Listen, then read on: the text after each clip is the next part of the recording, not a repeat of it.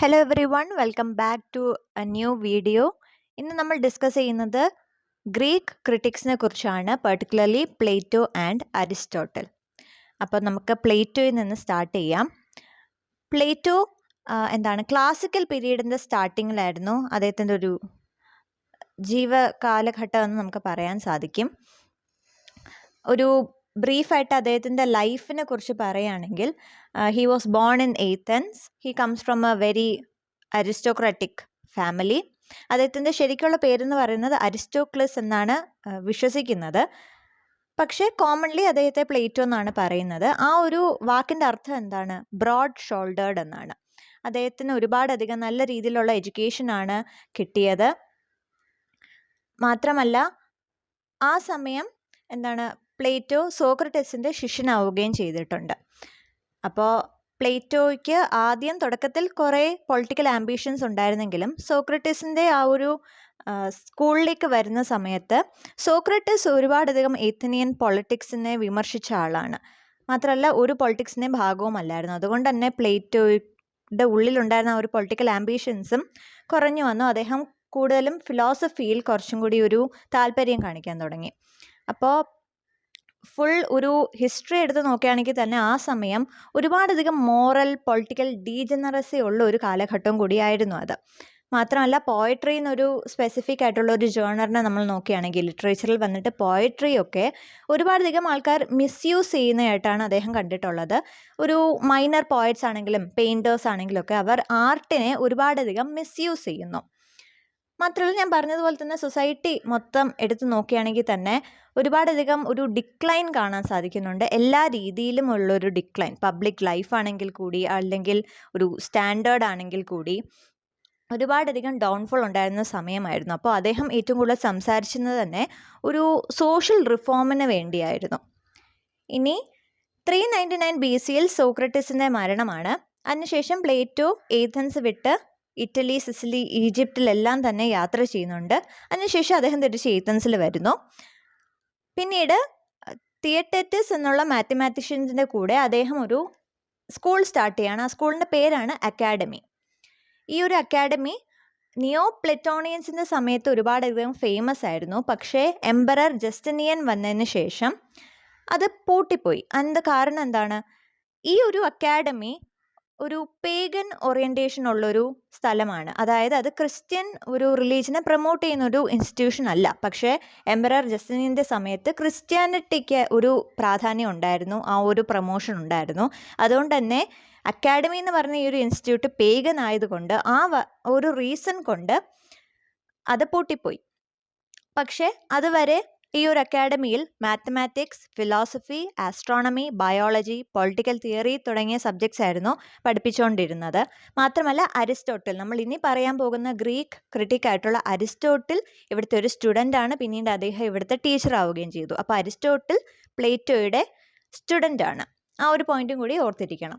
ഇനി പ്ലേറ്റോയുടെ ഫിലോസഫിക്കൽ വർക്ക്സിലേക്ക് വരികയാണെങ്കിൽ ഏറ്റവും ഫേമസ് ആയിട്ട് നിൽക്കുന്ന ഒരു വർക്കാണ് ദ ഡയലോഗ്സ്. അതിനെ സോക്രട്ടിക് ഡയലോഗ്സ് എന്നും പറയാറുണ്ട്. കാരണം ഇതിലെല്ലാം തന്നെ മെയിൻ ക്യാരക്ടറായിട്ട് വരുന്നത് സോക്രട്ടീസ് ആണ്. സോക്രട്ടീസിനെ കുറിച്ച് നമ്മളൊരു വീഡിയോ ഇതിന് മുമ്പ് ചെയ്തിട്ടുണ്ട്. അപ്പോൾ അതിൽ നമ്മൾ മെൻഷൻ ചെയ്തൊരു കാര്യമാണ്, സോക്രട്ടീസ് ഒരിക്കലും അദ്ദേഹത്തിൻ്റെ ഐഡിയാസ് എഴുതിയിട്ടില്ല. അദ്ദേഹം ഒരിക്കലും അദ്ദേഹത്തിൻ്റെ ഐഡിയാസ് പബ്ലിഷ് ചെയ്തിട്ടില്ല. സോക്രട്ടീസിൻ്റെ ഐഡിയാസ് എല്ലാം തന്നെ നമുക്ക് മിക്കവാറും അറിയാൻ സാധിക്കുന്നത് പ്ലേറ്റോയുടെ വർക്ക്സിലൂടെയാണ്. കാരണം പ്ലേറ്റോയുടെ ഡയലോഗ്സിൽ ഒരു ക്യാരക്ടർ എന്ന് പറയുന്നത് സോക്രട്ടീസ് ആണ്.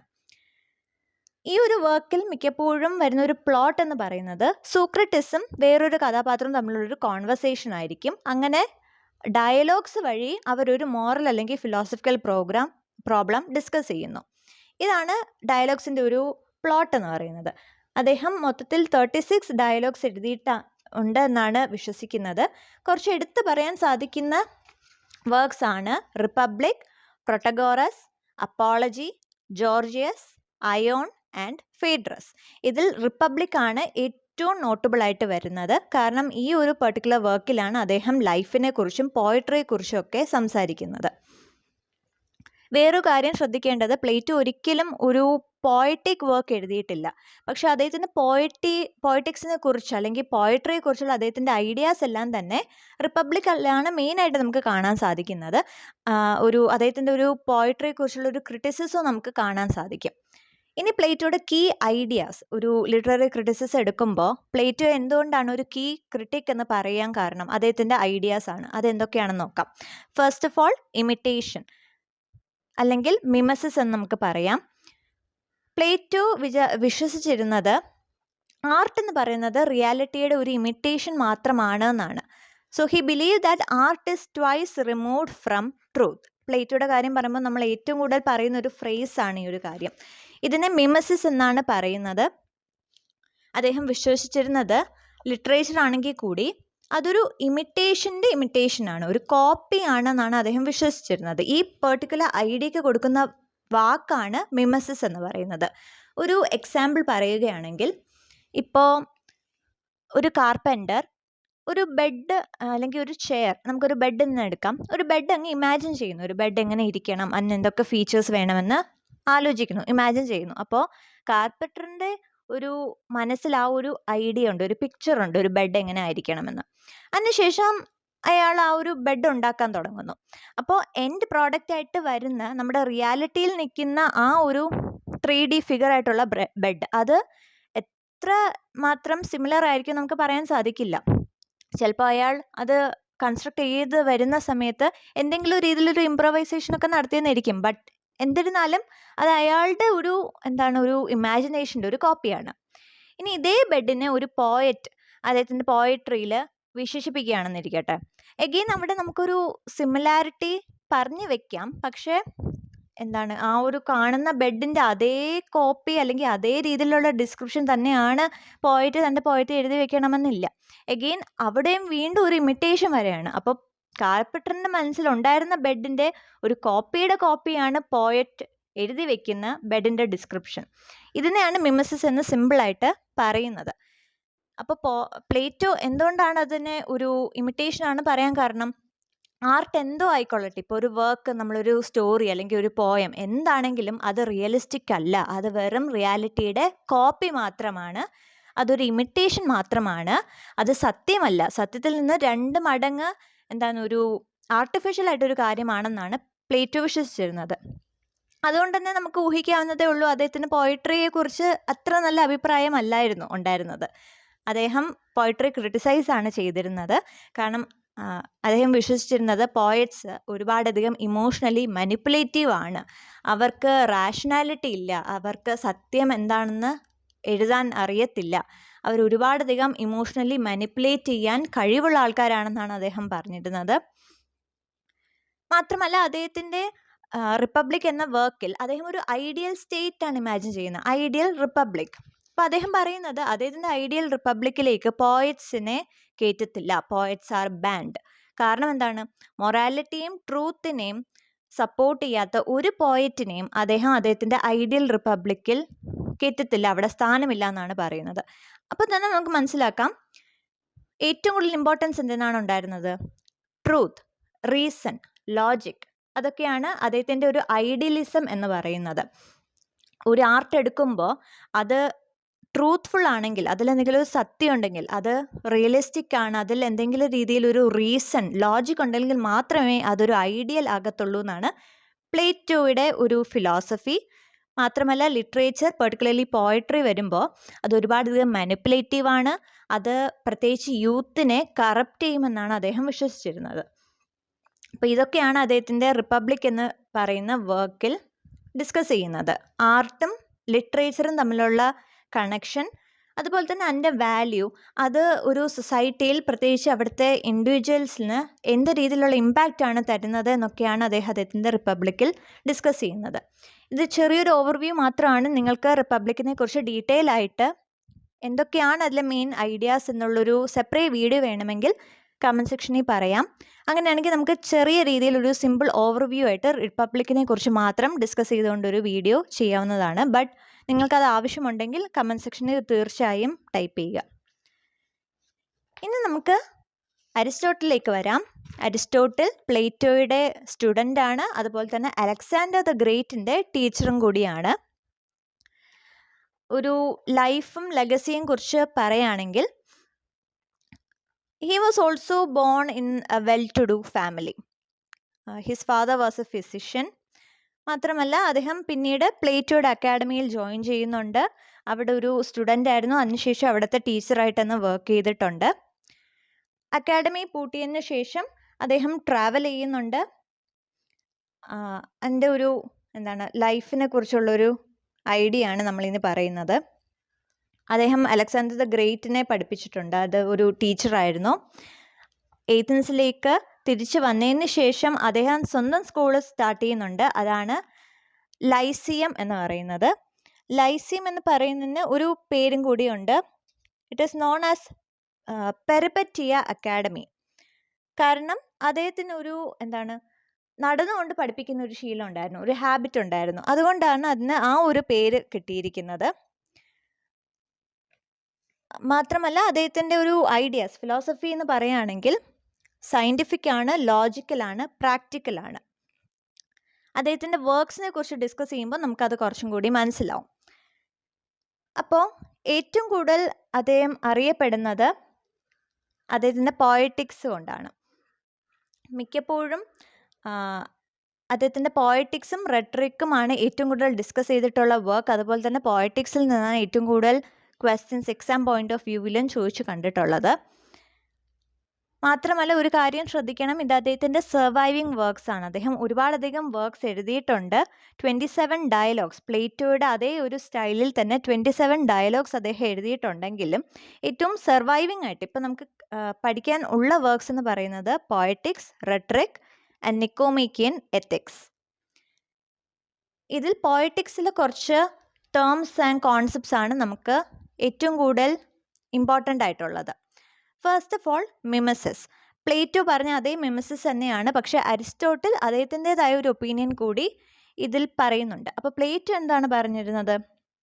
മിമസിസ് is twice remove from reality, it is an imitation of truth എന്നാണ് പ്ലേറ്റോ പറഞ്ഞിട്ടുള്ളതെങ്കിൽ അരിസ്റ്റോട്ടിൽ അഗെയിൻ ഇതന്നെയാണ് വിശ്വസിക്കുന്നത്. ആർട്ട് എന്ന് പറയുന്നത് ലൈഫിൻ്റെ ഇമിറ്റേഷൻ തന്നെയാണ്, പക്ഷേ കുറച്ചും കൂടി ഒരു പോസിറ്റീവ് സൈഡായിട്ടാണ് അരിസ്റ്റോട്ടിൽ ഇത് കാണുന്നത്.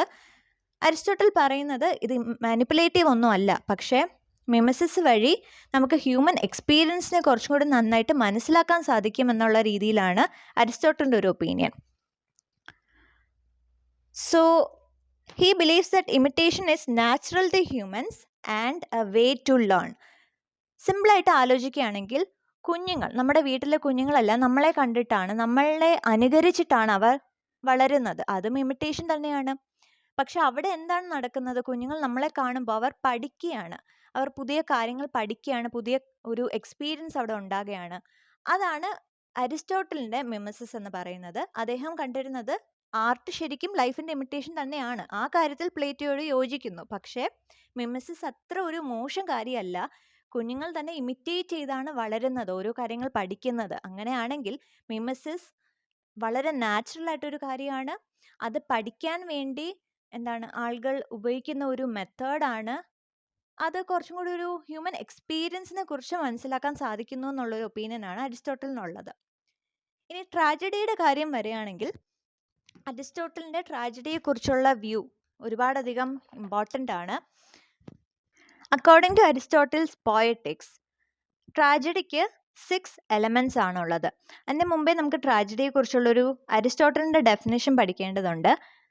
Aristotle states, tragedy then is an imitation of an action that is serious and complete and of a certain magnitude in the language embellished with each kind of artistic ornament, the several kind being found in several parts of the play, in the form of action, not of narrative, through pity and fear affecting the proper purgation and catharsis of these and similar emotion.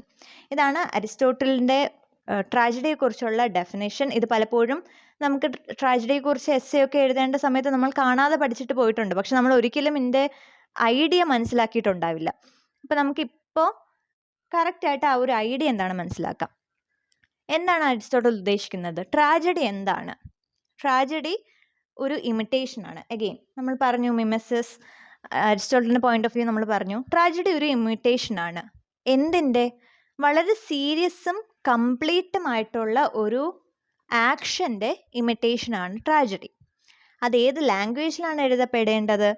എംബലിഷ്ഡ് ആയിട്ടുള്ള, അതായത് ആ ഒരു artistic ആയിട്ടുള്ള ലാംഗ്വേജിലായിരിക്കണം എഴുതപ്പെടേണ്ടത്. ഇനി അത് എല്ലാ രീതിയിലുള്ള എലമെൻസും include ചെയ്യുന്നതായിരിക്കണം. അതാണ് നമ്മളിപ്പോൾ ഈ ഒരു 6 എലമെൻസിൽ കാണുന്നത്. അതിൽ ഡയലോഗ്, മ്യൂസിക്, സ്പെക്ടക്കിൾ എല്ലാം തന്നെ ഉണ്ടായിരിക്കണം. ഇനി എന്താണ്? അത് ആക്ഷനിലൂടെ ആയിരിക്കണം കഥ പറയേണ്ടത്, നറേറ്റീവിലൂടെ അല്ല. പ്രവൃത്തിയിലൂടെ വേണം, ആക്ഷനിലൂടെ വേണം ആ ഒരു പ്ലോട്ട് മുന്നോട്ട് പോകേണ്ടതെന്ന് പറയുന്നുണ്ട്. ഒരു ട്രാജഡി കാണുമ്പോൾ ഒരു ഓഡിയൻസിൻ്റെ മനസ്സിൽ എന്താണ് സംഭവിക്കേണ്ടത്, എന്ത് ഇമോഷനാണ് വരേണ്ടത്? പിറ്റി ആൻഡ് ഫിയർ.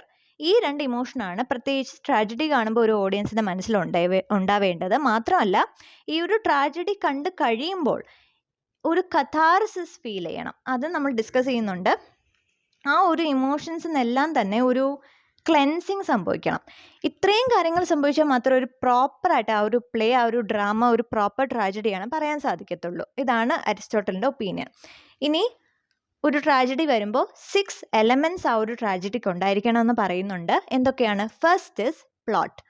ആ ഒരു സ്റ്റോറിക്ക് ഒരു സീക്വൻസ് ഓഫ് ഇവൻറ്റ്സ് വേണം. അതിപ്പോൾ ഏത് സ്റ്റോറി ആണെങ്കിലും ഏതൊരു നോവലാണെങ്കിലും നമുക്ക് റിലേറ്റ് ചെയ്യാൻ പറ്റും. ഒരു മൂവി ആണെങ്കിൽ പോലും കറക്റ്റായിട്ടൊരു ഇവൻറ്റ്സ് വേണം, ലോജിക്കായിട്ട് കണക്ഷൻ വേണം. അതുപോലെ തന്നെ നല്ലൊരു പ്ലോട്ട് ഉണ്ടെങ്കിൽ മാത്രമേ നമുക്ക് ആ ഒരു മൂവി ഇഷ്ടപ്പെടുത്തുള്ളൂ. അതുപോലെ തന്നെയാണ് ട്രാജഡിക്കും നല്ലൊരു വെൽ സ്ട്രക്ചേർഡ് പ്ലോട്ട് വേണം. Second important thing is character. നല്ല പേഴ്സണാലിറ്റീസ് ഉള്ള, ട്രേറ്റ്സ് ഉള്ള, മോറൽ ക്വാളിറ്റീസ് ഉള്ള ക്യാരക്ടേഴ്സ് ഉണ്ടാകണം. അതും നമ്മൾക്ക് റിലേറ്റ് ചെയ്യാൻ പറ്റും. ഒരു സിനിമ കാണുമ്പോൾ തന്നെ ആ ഒരു ക്യാരക്ടേഴ്സ്, പ്ലോട്ട് കഴിഞ്ഞാൽ നമ്മൾ അടുത്ത ശ്രദ്ധിക്കുന്ന ക്യാരക്ടേഴ്സാണ്. ആ കഥാപാത്രങ്ങൾ എങ്ങനെയാണ് അവതരിപ്പിച്ചിരിക്കുന്നത്. എത്ര സ്റ്റാർ സ്റ്റഡഡ് ആയിട്ടുള്ള ആക്ടേഴ്സ് ആണെങ്കിലും ആ ഒരു ക്യാരക്ടർ നല്ല രീതിയിൽ അവതരിപ്പിച്ചാൽ മാത്രമേ ആ ഒരു മൂവി ഹിറ്റ് ആവത്തുള്ളൂ, ആ ഒരു മൂവി നമുക്ക് റിലേറ്റബിൾ ആകത്തുള്ളൂ, ആ ഒരു മൂവിക്ക് അതിൻ്റേതായ ഒരു അപ്രീസിയേഷനും കിട്ടത്തുള്ളൂ. അപ്പോൾ അത്രമാത്രം ഇമ്പോർട്ടൻ്റ് ആണ് ക്യാരക്ടേഴ്സ്. ട്രാജഡിക്കും സെയിം കാര്യമാണ്. നല്ല രീതിയിൽ നല്ല പേഴ്സണാലിറ്റി ട്രേറ്റ് ഉള്ള, ക്വാളിറ്റീസ് ഉള്ള ക്യാരക്ടേഴ്സ് വേണം. മൂന്നാമത്തേത് തീം. അതായത് ഒരു ഐഡിയ അല്ലെങ്കിൽ ഒരു മെസ്സേജ് ആ ഒരു കഥയിലുടനീളം കാണണം. ഇപ്പോൾ ഒരു എക്സാമ്പിൾ ആണെങ്കിൽ ഒരു ട്രാജഡി, ഒരു കഥാപാത്രം അഹങ്കാരം കൊണ്ട് അവിടെ ഡൗൺഫോൾ സംഭവിക്കുകയാണെന്നുള്ളതാണ് ഒരു മെയിൻ ഒരു പ്ലോട്ട് ഐഡിയ എങ്കിൽ അതിൽ മെസ്സേജ് എന്താണ്? അഹങ്കാരം അല്ലെങ്കിൽ ആ ഒരു ലിമിറ്റ് കഴിഞ്ഞ് പോകുന്ന ഈഗോ എന്താണെങ്കിലും അത് എത്രമാത്രം ഡിസ്ട്രക്റ്റീവ് ആണ് എന്നുള്ളൊരു തീമാണ് ആ ഒരു ട്രാജഡിയിൽ ഉണ്ടാവുക. ഇതാണ് തീമിൻ്റെ ഇമ്പോർട്ടൻസ്. Next is dialogue. അതാണ് നമ്മൾ നേരത്തെ പറഞ്ഞ language. It should be embellished and artistic. ആ ഒരു ലാംഗ്വേജും കോൺവെർസേഷനും എല്ലാം തന്നെ നമുക്ക് പ്ലോട്ട് മനസ്സിലാകുന്നതായിരിക്കണം. ആ ഒരു രീതിയിലുള്ള പിറ്റിയും ഫിയറും എല്ലാം ആ ഒരു ഓഡിയൻസിന് മനസ്സിൽ ഉണ്ടാക്കാൻ പറ്റുന്ന ഒരു രീതിയിലുള്ള ഡയലോഗ്സ് ആയിരിക്കണം. പിന്നെ മ്യൂസിക്കൽ എലമെൻറ്റ്സ് ആണെങ്കിൽ അതിപ്പോൾ സോങ്സ് ആണെങ്കിലും കോറസ് ആണെങ്കിലും അത് ആ ഒരു പ്ലോട്ടിനെ ഹെൽപ്പ് ചെയ്യുന്ന, അല്ലെങ്കിൽ പ്ലോട്ടിൽ ആ ഒരു ഫീലിങ്സ് നമുക്ക് ഉണ്ടാക്കാൻ സാധിക്കുന്ന രീതിയിലുള്ള മ്യൂസിക്കും അതുപോലെ തന്നെ സ്പെക്ടക്കിളും ആയിരിക്കണം. സ്പെക്ടക്കിൾ എന്ന് ഉദ്ദേശിക്കുന്നത് വിഷ്വൽ എലമെൻറ്റ്സ് ആണ്. കോസ്റ്റ്യൂം, ഇപ്പോൾ ബാക്ക് ഡ്രോപ്പ് ആണെങ്കിലും സ്പെഷ്യൽ എഫക്ട്സ് ആണെങ്കിലും അതെല്ലാം തന്നെയാണ് സ്പെക്ടക്കിൾ. അപ്പോൾ ഈ എലമെൻറ്റ്സ് എല്ലാം തന്നെ ഒരുമിച്ച് വന്നാൽ മാത്രമേ അതൊരു ഒരു പെർഫെക്റ്റ് ആയിട്ടുള്ളൊരു ട്രാജഡി ആകത്തുള്ളൂ. ഇനി അദ്ദേഹം കോയിൻ ചെയ്ത ഒരു കോൺസെപ്റ്റാണ് കഥാർസിസ്.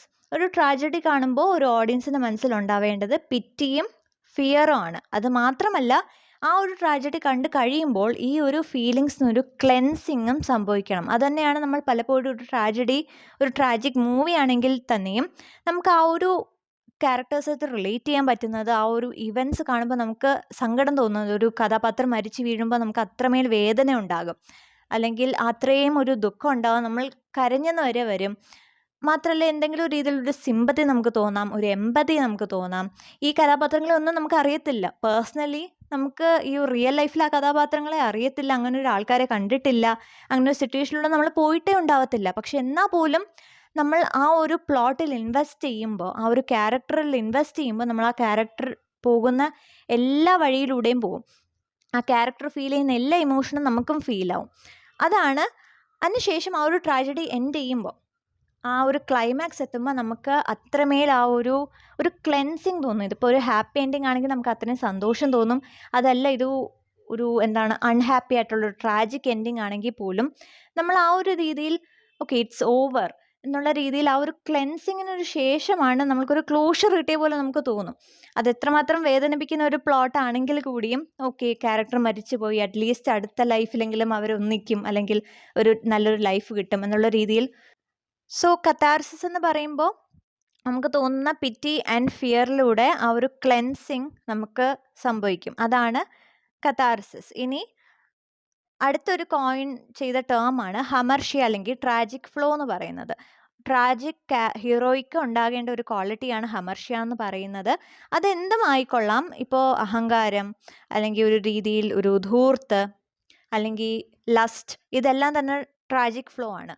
ഈ ഒരു ഫ്ലോ കാരണം ആ ഒരു ക്യാരക്ടർ ആദ്യം ഒരുപാടധികം നല്ലൊരു ഗുഡ് ഫോർച്യൂൺ ആയിരുന്നു, പക്ഷേ ഒരു ഹമർഷ്യ കാരണം ഒരു ഡൗൺഫോൾ സംഭവിക്കുന്നു. അതാണ് ഹമർഷ്യ എന്ന ടേമിൻ്റെ ഒരു ഒരു ഡെഫിനേഷൻ പറയുന്നത്. ഫോർ എക്സാമ്പിൾ ഒരു കിങ്ങിനെ ആലോചിക്കുക. ഒരു രാജാവുണ്ട്, ഒരുപാടധികം സമ്പത്തുണ്ട്, അതുപോലെ തന്നെ അധികാരവും എല്ലാം തന്നെ ഉണ്ട്, രാജ്യവും എല്ലാം തന്നെ ഉണ്ട്. പക്ഷേ ഒരു അഹങ്കാരമായി, ഇത്രയും അധികം അധികാരവും പ്രതാപവും എല്ലാം പണവും എല്ലാം വന്നപ്പോഴേക്കും അഹങ്കാരമായി. അഹങ്കാരത്തിന് ശേഷം ആ ഒരുപാടധികം യുദ്ധങ്ങൾ ചെയ്യുന്നു, ഒരുപാടധികം ശത്രുക്കളെ ഉണ്ടാക്കുന്നു. പിന്നീട് ആ ഒരു ശത്രുക്കൾ തന്നെ സ്വന്തം രാജ്യത്തേക്ക് കടന്നുകൂടുന്നു, ആ ഒരു രാജാവിനെ കൊല്ലുന്നു. അപ്പോഴേക്കും ആ രാജാവിന് എല്ലാം നഷ്ടപ്പെടുന്നു. അതാണ് ഒരു ട്രാജഡി എങ്കിൽ അവിടെ ഹമർഷ്യ അല്ലെങ്കിൽ ട്രാജിക് ഫ്ലോ ദാറ്റ് ഈഗോ, ആ ഒരു അഹങ്കാരം, അതാണ് അവിടെ ട്രാജിക് ഫ്ലോ ആവുന്നത്.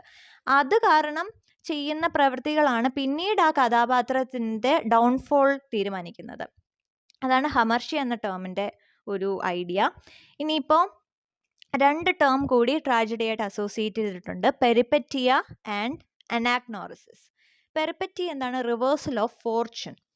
ഈ ഒരു കാര്യം, ഒരു റിയലൈസേഷൻ ഉണ്ടാകും. റിയലൈസേഷന് ശേഷം പിന്നെ സംഭവിക്കുന്ന എല്ലാം മിക്കപ്പോഴും ഒരു ഡൗൺഫോൾ ആണ് കാണുന്നത് ട്രാജഡിയിൽ. ചിലപ്പോൾ ഒരു ഹാപ്പി എൻഡിങ്ങും ആകാം, പക്ഷെ അത് മിക്കപ്പോഴും കോമഡി ആയിട്ടാണ് അസോസിയേറ്റ് ചെയ്തിരിക്കുന്നത്. ട്രാജഡിയിൽ വരുമ്പോൾ ഒരു ഡൗൺഫോൾ ആണ് സംഭവിക്കുന്നത്. ഈ ഒരു പോയിന്റ് ഓഫ് റെക്കഗ്നിഷൻ ഉണ്ടാവുമല്ലോ, ആ ഒരു റിയലൈസേഷൻ, അതാണ് അനാഗ്നോറിസിസ് എന്ന് പറയുന്നത്. ഇത് രണ്ടും ഇന്റർ കണക്റ്റഡ് ആയിട്ടുള്ള ടേംസ് ആണ്. ഫോർ എക്സാമ്പിൾ, ഈഡിപ്പസ് റെക്സിനെ കുറിച്ച് നമ്മൾ ഡിസ്കസ് ചെയ്തിട്ടുണ്ടായിരുന്നു സോഫോക്ലസിൻ്റെ വീഡിയോയിൽ. ആ ഒരു സ്റ്റോറി പറയുകയാണെങ്കിൽ ഈഡിപ്പസിന് താൻ സ്വന്തം അച്ഛനെ കൊല്ലും, അല്ലെങ്കിൽ അമ്മയെ കല്യാണം കഴിക്കും എന്നുള്ളൊരു പ്രവചനം ഉണ്ടായിരുന്നു. അത് പിന്നീട് സത്യമാവുന്നുണ്ട്. ആ ഒരു മോമെന്റ് ഓഫ് റെക്കഗ്നേഷൻ ഉണ്ട്. ഈഡിപ്പസിന് മനസ്സിലാകുന്നു ആ പ്രവചനം സത്യമായി, താൻ സ്വന്തം അച്ഛനെ കൊന്നു, സ്വന്തം അമ്മയാണ് കല്യാണം കഴിച്ചതെന്നൊരു മോമെന്റ് ഓഫ് റെക്കഗ്നിഷൻ. അതാണ് അനാഗ്നോറിസിസ്. ആ ഒരു റിയലൈസേഷൻ ഉണ്ടായ പോയിന്റാണ് അനാഗ്നോറിസിസ്. പിന്നീട് നമുക്കറിയാം എന്താണ് സംഭവിക്കുന്നത്. ജൊക്കാസ്റ്റ, ഈഡിപ്പസിൻ്റെ അമ്മയായിട്ടുള്ള അതുപോലെ തന്നെ ഭാര്യയായിട്ടുള്ള ജൊക്കാസ്റ്റ സൂയിസൈഡ് ചെയ്യുന്നു. ഈഡിപ്പസ് സ്വന്തം കണ്ണ് കുത്തിപ്പൊട്ടിക്കുന്നു, അതിനുശേഷം എക്സൈൽ ചെയ്യുന്നു. ആ ഒരു ഡൗൺഫോൾ ആണ് സംഭവിച്ചത്. അതാണ് പെർപെറ്റിയ, റിവേഴ്സൽ ഓഫ് ഫോർച്യൂൺ. അതാണ് ഈ ഒരു 2 കോൺസെപ്റ്റ് എന്ന് പറയുന്നത്. ഇതും ട്രാജഡി ആയിട്ട് അസോസിയേറ്റ് ചെയ്തിട്ടുള്ള ടേംസ് ആണ്. ഇനി അരിസ്റ്റോട്ടിൽ ആയിട്ട് അസോസിയേറ്റ് ചെയ്തിട്ടുള്ള ഒരു കാര്യമാണ് യൂണിറ്റീസ്. 3 യൂണിറ്റീസ് ആണ് പറയുന്നത്. Unity of action, time, place. ഇതെന്തൊക്കെയാണെന്ന് നോക്കാം.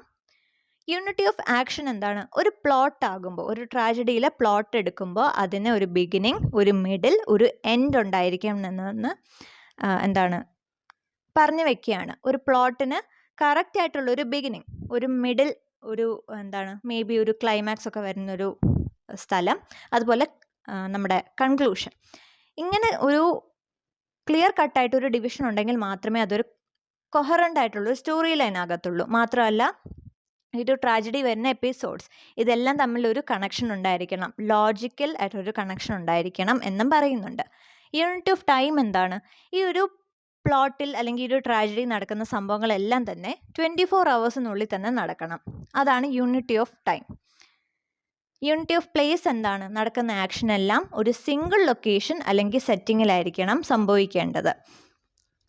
അപ്പോൾ ഈ ഒരു യൂണിറ്റീസ് എല്ലാം തന്നെ ക്ലാസിക്കൽ നിയോ ക്ലാസിക്കൽ പീരീഡിൽ കുറച്ചും കൂടി ഇൻഫ്ലുവൻഷ്യൽ ആയിരുന്നു. ഇപ്പോഴത്തെ ഒരു സിറ്റുവേഷൻ എടുക്കുകയാണെങ്കിൽ നമുക്കത് റിലേറ്റബിൾ അല്ല. പക്ഷേ ആ ഒരു ടൈമിൽ ഗ്രീക്ക് ട്രാജഡി എന്ന് പറയുമ്പോൾ ഈ ഒരു 3 യൂണിറ്റീസും പാലിക്കുന്നത് മാത്രമാണ് ഒരു പെർഫെക്റ്റ് ട്രാജഡി എന്ന് പറയുന്നത്. ഇപ്പോഴത്തെ ഒരു കേസ് എടുക്കുമ്പോൾ, ഡ്രാമ എടുക്കുമ്പോൾ നമ്മൾ ഒരുപാടധികം എക്സ്പെരിമെൻ്റ് ചെയ്യുന്നുണ്ട് നോൺ ട്രഡീഷണൽ ആയിട്ടുള്ള സ്ട്രക്ചർ വെച്ചിട്ട്. മാത്രമല്ല നമുക്ക് ജസ്റ്റിഫൈ ചെയ്യാൻ പറ്റും. ട്രാൻസ്പോർട്ടേഷൻ ഉണ്ട്, ടെക്നോളജി ഉണ്ട്. അതൊക്കെ വെച്ചിട്ട് എന്തുകൊണ്ടാണിത് 24 മണിക്കൂറിന് കൂടുതൽ സംഭവിക്കുന്നത്, അല്ലെങ്കിൽ പല സെറ്റിങ്ങിൽ വെച്ച് നടക്കുന്നതെന്ന് നമുക്ക് ജസ്റ്റിഫൈ ചെയ്യാൻ പറ്റും. പക്ഷെ അന്നത്തെ ഗ്രീക്ക് ട്രാജഡിയിൽ ഈ ഒരു യൂണിറ്റി ഉണ്ടായിരിക്കണം എന്നുള്ളൊരു ഐഡിയ അരിസ്റ്റോട്ടിൽ പറഞ്ഞിട്ടുണ്ട്. ഇങ്ങനത്തെ പല കാര്യങ്ങളുമാണ് അദ്ദേഹത്തിൻ്റെ പോയറ്റിക്സിൽ ഡിസ്കസ് ചെയ്യുന്നത്. അപ്പോൾ അതുകൊണ്ട് തന്നെയാണ് പോയറ്റിക്സ് അദ്ദേഹത്തിൻ്റെ ഏറ്റവും ഇമ്പോർട്ടൻ്റ് ആയിട്ടൊരു വർക്കായിട്ടും വരുന്നത്. സോ ഇതാണ് ഒരു പോയിന്റ് ഓഫ് വ്യൂ. ഇതാണ് നമ്മൾ ഡിസ്കസ് ചെയ്ത പ്ലേറ്റോയെക്കുറിച്ചും അരിസ്റ്റോട്ടലിനെ കുറിച്ചുള്ള ഐഡിയാസ്. നിങ്ങൾക്ക് പ്ലേറ്റോയുടെ റിപ്പബ്ലിക്കിനെ കുറിച്ച് സെപ്പറേറ്റ് ആയിട്ടൊരു വീഡിയോ വേണമെങ്കിൽ, അല്ലെങ്കിൽ ഇപ്പോൾ പോയറ്റിക്സിനെ കുറിച്ച് തന്നെ ഒരു കീ കോൺസെപ്റ്റ്സ് മാത്രം ഒരു സെപ്പറേറ്റ് വീഡിയോ ആയിട്ട് ചെയ്യണമെന്നുണ്ടെങ്കിൽ നിങ്ങൾക്ക് കമൻറ്റ് സെക്ഷനിൽ പറയാം. ആൻഡ് ഇതോടെ നമ്മളുടെ ഗ്രീക്ക് ക്രിറ്റിക്സ് തീർന്നു. I'll see you in the next video. Till then, stay tuned. Like the video and subscribe for more videos. Thank you.